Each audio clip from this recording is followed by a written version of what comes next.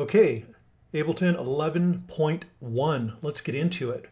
So, very first thing that you may notice when you load this, and by the way, you're going to need to download this as a separate version of Ableton. It's not just going to be an update inside the current version of Ableton 11.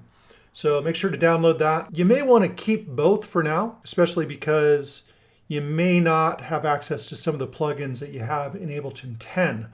As you can see here, there's no more VST2 available here. So what I had to do was replace them with the audio units versions of the plugins. And luckily I already had those. So in some of my presets that I created that had the VST2, I just used the audio units version. But if it doesn't have that, then you're not going to see them. So basically these plugins now require the Ableton native silicon support. So if it doesn't have those, then those plugins are not going to work on this. There is a workaround if you have an M1 chip, and that is you could go into your applications, go to your Ableton Live 11.1 version, and hit Command I or Control I for information. And if you have an M1 chip, this will give you an option for using Rosetta to open up your plugins. And that will make it work just like your previous version of Ableton 11. But it won't be taking advantage of the new system that runs plugins more efficiently. So next, let's get into some of the new plugins that are available. And we've got them available here in the audio effects, pitch and modulation. You'll see the shifter. In modulators, you'll see the shaper. And in utilities, you will see a line delay. We'll just take a look at these quickly. I'll make other videos that'll get deeper into this. But the shaper basically just allows you to create more interesting LFO shapes and then assign them. So it's like the LFO, but it takes it to the next level. You can create your own automation forms, or you can use some that it's already set up. So if I were to assign this, let's say to the frequency here.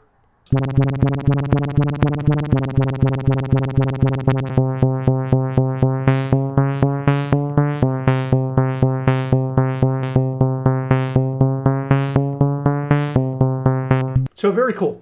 Although I have noticed some issues when creating your own automation. Seems to sometimes get a little glitchy. So I'll look into that in another video. Next we have a line. So a line is a lot like delay over here, where we're able to set something forward or backwards a certain set of time. But this gives us a stereo control over this. So if I turn on the metronome here, you'll notice that with this at 0, it's just going to play right on time. But as we change, and I'll just do left and right together, as we shift this, you'll notice that it'll start getting off.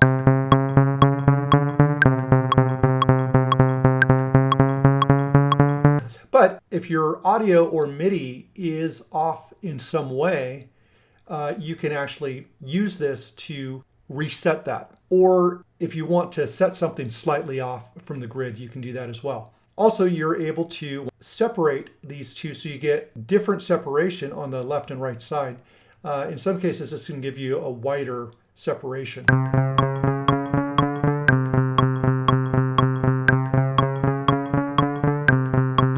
Next, we have the shifter, and this is basically the frequency shifter. I wonder if it has replaced it. Let's take a look here. Yeah, it looks like it's replaced the frequency shifter. So this is just a better version of the frequency shifter. So we've got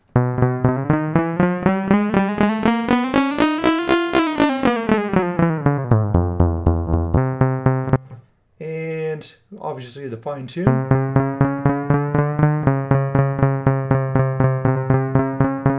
Duty C, I'm not really sure what that is. We've also got a delay added to this.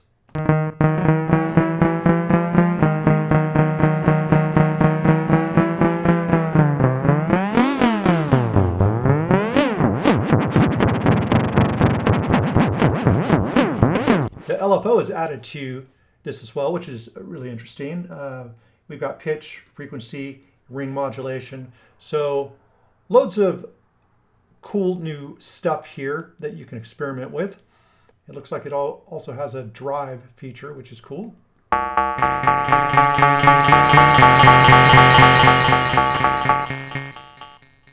Next, if we come up here to our CPU, it's added an average. If this is enabled and turned on, if you tab over here, you can see which one of your tracks is taking up the most CPU, which was available in 11.0, but now you've got the average that's been added as well. If you come over to the options here, we've got a new option here, MIDI envelope auto reset. And I have to experiment with this. I haven't really read enough on it to know exactly what it's doing. I tried to dive into it to figure out the advantage of having that, but I'll get into that in another video.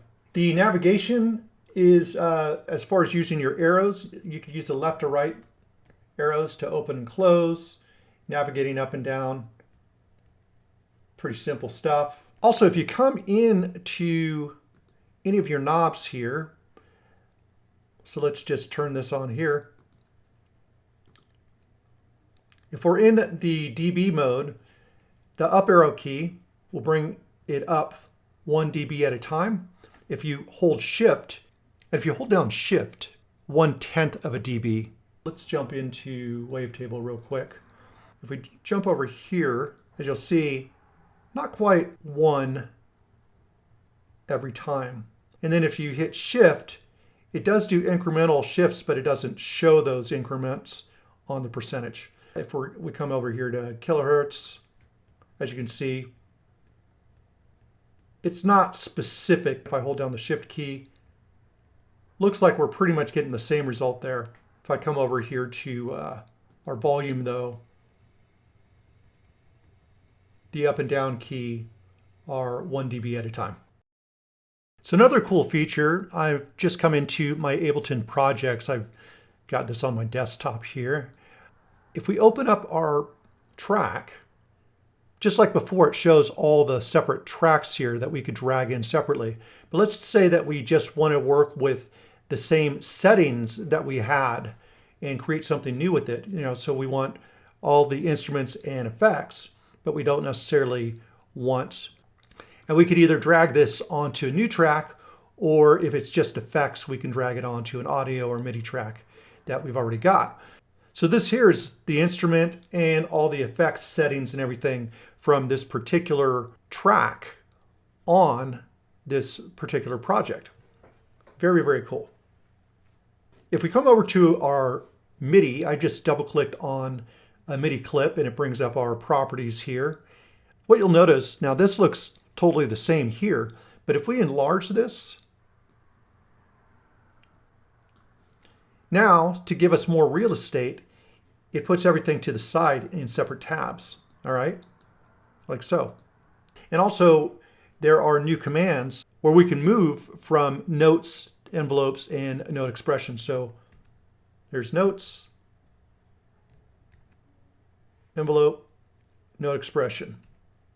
If you want to go full screen really quickly with the shortcut, now obviously you can drag this all the way up if you want, like so. So that's really cool. If you want a quick shortcut, if you're in this window, you just hit Command Alt and E, and it'll automatically do that. And then it'll get you back out of there by hitting it again. And just use Control if you're using a PC. On audio clips, let's come over here to an audio clip. What you'll notice here is the pitch icon is a bit smaller, but we've got more real estate with the gain knob. This is larger, and I wonder if it's any different when I come down like so. Now it looks like it's just the same size. If we grab multiple audio clips, you'll see more information displayed here. It says how many clips have been grabbed, and it lets you know kind of the quality of the audio. And if different clips have different qualities, then you'll just get a little icon like this, just a little asterisk in different areas.